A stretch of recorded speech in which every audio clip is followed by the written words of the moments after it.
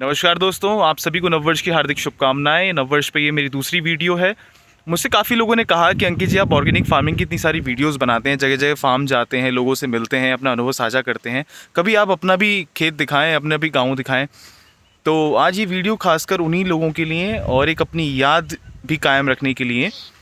आज मैं खुद अपने गाँव में आया हुआ हूँ और मेरा गाँव मैं आपको बता दूँ नोएडा से लगभग 80 किलोमीटर दूर खैर एक विधानसभा पड़ती है, उसके नज़दीक है। मेरे गांव का नाम है सहरोई और काफ़ी मान्यता है इस गांव की। हमारे गांव में एक प्राचीन मंदिर भी है, इस वीडियो के आगे मैं आपको दिखाऊंगा। जगह जगह से लोग वहां पर आते हैं, साल में एक बार होली में वहां पर मेला लगता है। इस वीडियो के अंत में मैं आपको दिखाऊंगा उस मंदिर में क्या कुछ है, क्या कुछ खास है। तो सबसे पहले मैं आपको दिखाता हूँ अपने खेतों का एक व्यू। ये देखिए, ये पीछे फसल लहला रही है और ये ठीक मेरे पीछे हैं यूकेलिप्टस के पौधे, जिसको हम सफ़ेदा कहते हैं। अच्छा, इन पौधों की भी एक कहानी है। ये जो आप पौधे देख रहे हैं ना, लगभग 2 साल पहले हमने ये पौधे लगाए थे यूकेलिप्टस के। और जब मैं ये पौधे लगा रहा था तो लोगों ने मुझसे कहा कि ये सफ़ेदा के पौधे क्यों लगा रहे हो, इससे तो खेत बर्बाद हो जाता है, खेत की जो उर्वरक शक्ति है वो कम हो जाती है, खेत का जो पानी होता है ये सारा वो निचोड़ लेता है। तो मेरे को अपना इतना अनुभव नहीं था, तो फिर मैंने जितना अपना रिसर्च किया था उसके अनुसार में जो यूकेलिप्टस के पौधे होते हैं वो 2 तरीके के होते हैं। एक जो पहले जब ब्रिटिशर्स अपने देश में आए थे, उन्होंने रूल किया था, मेरे एक दोस्त ने मेरे को बताया था कि वो जगह जगह जहाँ पर पानी भर जाता था उन क्षेत्रों में ये पौधे लगा देते थे। लेकिन ये जो हमने पौधे लगाए हैं ये उस तरीके के पौधे नहीं हैं जो आप सड़क किनारे देखते हैं। वो काफ़ी मोटे होते हैं, ये थोड़ा हाइब्रिड इसकी क्वालिटी है।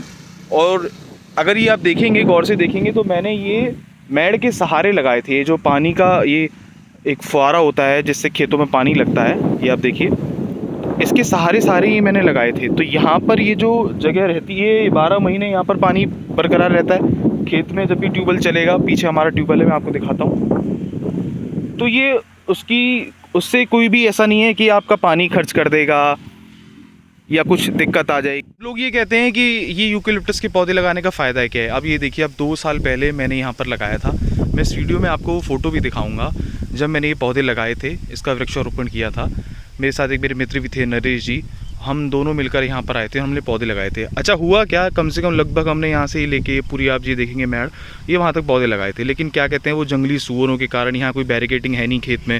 हम लोग साल में एक बार खेत अपने जो परिचित हैं उनको उठा देते हैं, तो ये बाउंड्री के किनारे जितने भी पेड़ थे उन सबका नुकसान हो गया। लेकिन ये जो मैड पे पेड़ थे जो यहाँ पर खेत का रखरखाव करते हैं, हमारे परिजन जो हैं, जो हमारे भैया हैं, उन्होंने इसकी देखभाल करी और ये पेड़ों को बचा लिया। तो अभी देखेंगे कितना अच्छा इसका व्यू है। अगर मैं आप इस वीडियो के आगे भी मैं आपको दिखाऊंगा, दूर से अगर मैं इसका व्यू लेता हूँ तो कितना अच्छा आता है। तो मैं यही कहूँगा, यूकेलिप्टस का पौधा जो लगाना चाहते हैं, अगर मेड़ के किनारे आप लगा रहे हैं जहाँ पर पानी परस्पर रहता है, आपके खेत में नमी रहती है, तो आप लगा सकते हैं, और ख़ासकर हाइब्रिड के पौधे।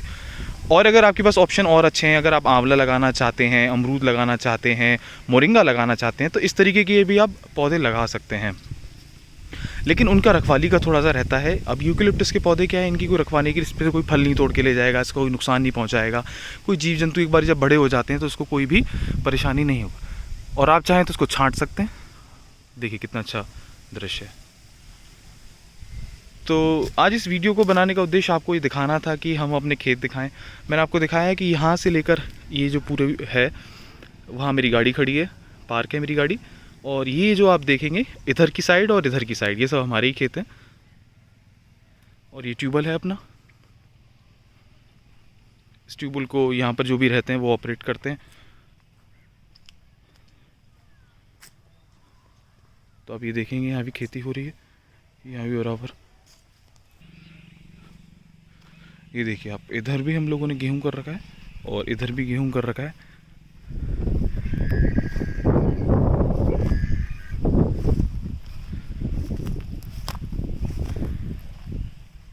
किसी भी तरीके की दवाई हम लोग नहीं लगा रहे हैं अपने खेतों में, खासकर इन मेड़ों पर। तो ये देखिए, आप देखेंगे कितनी झाड़ झंकार खड़ी हुई है। हम पूरी तरीके से कोशिश करते हैं कि कम से कम हमको दवाई लगानी पड़े खेतों में। जो भी हम जिसको खेत उठाते हैं, अपना देते हैं, उनसे हम इसी बात पर जोर देते हैं कि आप कम से कम दवाइयों का प्रयोग करें।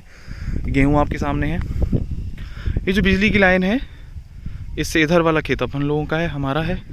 ये हमारे ताऊ जी का खेत है, ये आप देखेंगे सामने नीम का पेड़ कितना अच्छा है।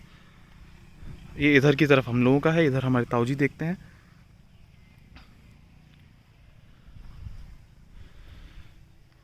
आज के दौर में खेती करना अपने आप में एक बहुत हिम्मत का काम है। हिम्मत का काम तो ये पहले भी था, लेकिन खासकर ऐसे समय में जब इतने पशु पक्षी हैं आपके आसपास और आप जैविक खेती करना चाहते हैं, तो वो पशु पक्षी आपके ही खेतों में आकर बैठते हैं।